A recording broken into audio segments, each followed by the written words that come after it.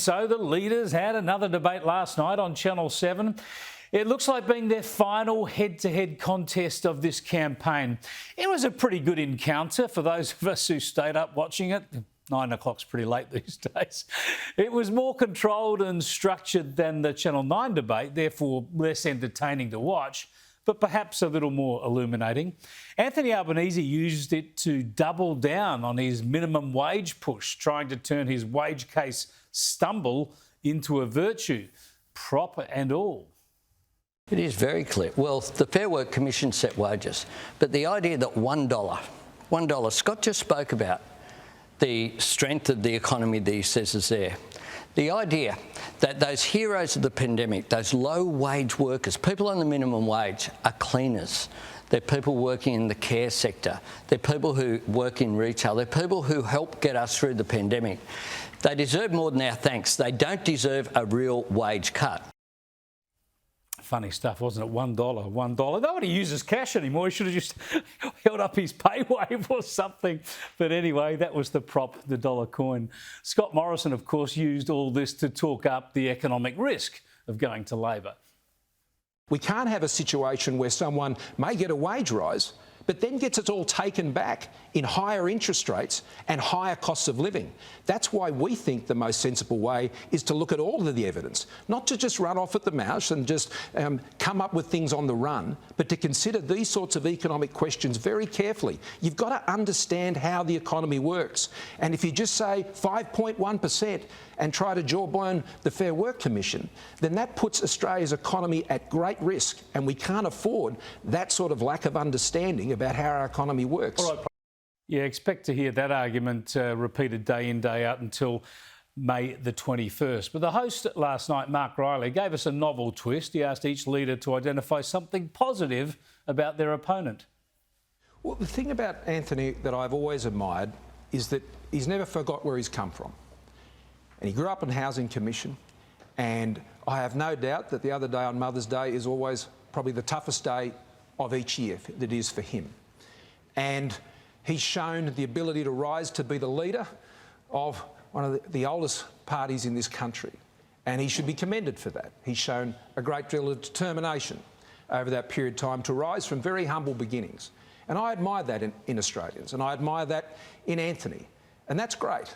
The job of Prime Minister is one that is obviously a difficult one to do. Scott's absolutely committed to his nation, and I admire that. And on a range of issues, to name one, mental health. In terms of young people, we've seen increased funding for mental health, but in particular, increased funding for Headspace and for those issues. Mental health is something that, when we were all a bit younger, just wasn't spoken about. It's a good thing that it's being spoken about. It's a good thing that the Prime Minister speaks about it as well. So wasn't that nice? A bit like a Christmas truce, I suppose, given each of these men is a roadblock to the other's ambitions. But truth be told, neither of them has really won voters over in personal terms. Neither man is popular. Their net favourability, those who are satisfied with them minus those who are dissatisfied, is in negative territory for both of them. So the election comes down to other factors, whether people want a change, whether they fear the risks of change, whether it's a pox on both their houses and people vote for minor parties or independents, then it's a matter, of course, of where they direct their preferences. People have been flocking to pre-poll booths across the country in record numbers. More than 1 million votes will have been cast by this hour. This might be a sign that people are eager to get rid of the government. Certainly many in Labor think that. Or it might be a sign that they want to stick with the status quo. They've made up their minds to stick with the government. Or it might be that they just want to avoid the rush on May the 21st. The polls continue to be discouraging for the coalition, although the scrapping from seat to seat, state to state, is difficult to read. The election is in the hands of the Australian people. It's not in the hand of pollsters or modellers or anyone else. It's in Australians' hands. And I set out very clearly last night the risk that is there. Now, the Liberals have got their formal campaign launched, their big event, this Sunday to kick off the final week, hoping to claw back votes, crystallise some apprehension in the electorate about a switch to Labor. Labor is feeling very confident, like they're just 9 sleeps away from victory. And Anthony Albanese has targeted the Prime Minister for avoiding the national broadcaster. I cannot believe that the National Prime Minister will be the first one during a campaign who has not appeared on any ABC programs. It is like he has an allergy to the ABC. No debate on the ABC, no appearance on Q&A, no appearance on RN Breakfast, no appearance on ABC Breakfast, no interviews on insiders on the major programs, and no appearance yet at the National Press Club.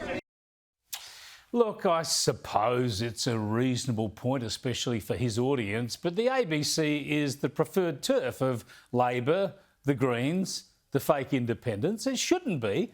It should be a reasonable place for the right of centre politicians too. It should be the place for everyone. But the truth is that it's got a strong Green left bias and it's aggressive towards Conservatives when, of course, under the law, because it's taxpayer funded, it shouldn't be like that.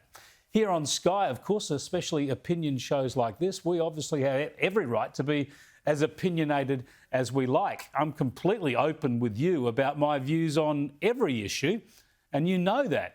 And I'd love to talk to more Labor MPs, Greens and fake independents, but they don't turn up. They don't like to speak with people who might disagree with them.